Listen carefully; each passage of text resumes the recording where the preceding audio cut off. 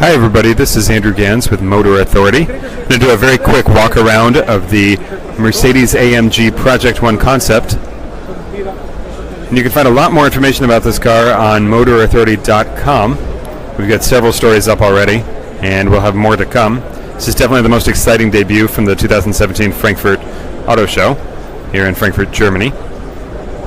Feel free to ask any questions as I do this video. It's going to be maybe 5 or 6 minutes of a walk around here. As much battery as I can get out of my rapidly dying phone.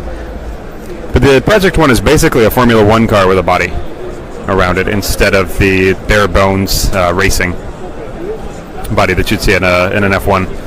It's more than 1,000 horsepower from a 1.6 liter 1.6 liter V6 engine with 4 battery packs and 4 electric motors.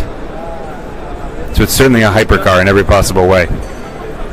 The paint scheme is the Mercedes AMG Patronus, their Formula One team.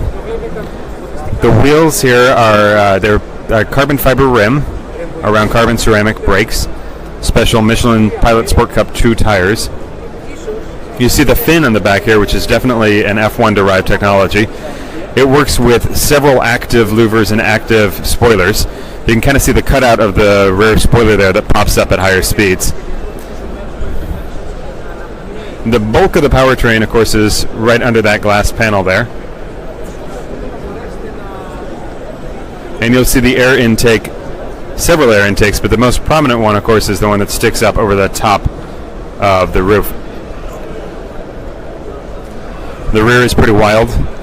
To me, one of the more interesting things about the style of the car, and of course Mercedes tells us that this car was designed for the wind tunnel, or by the wind tunnel, and not so much by designers.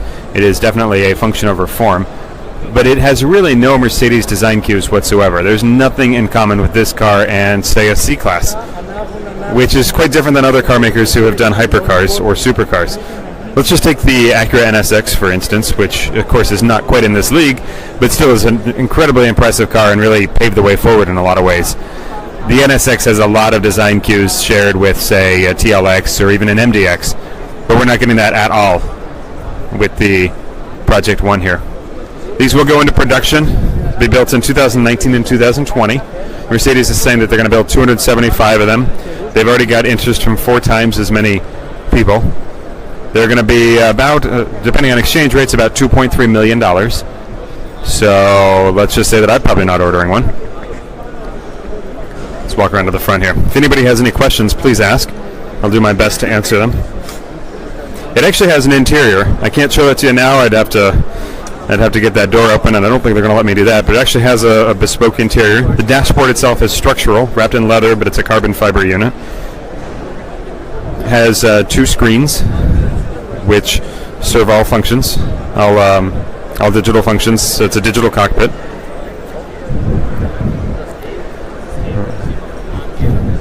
As I look at the front, and as you can tell, there's just no Mercedes to this whatsoever, other than that badge, which is a sticker, not even a real badge, just like an F1 car in that regard.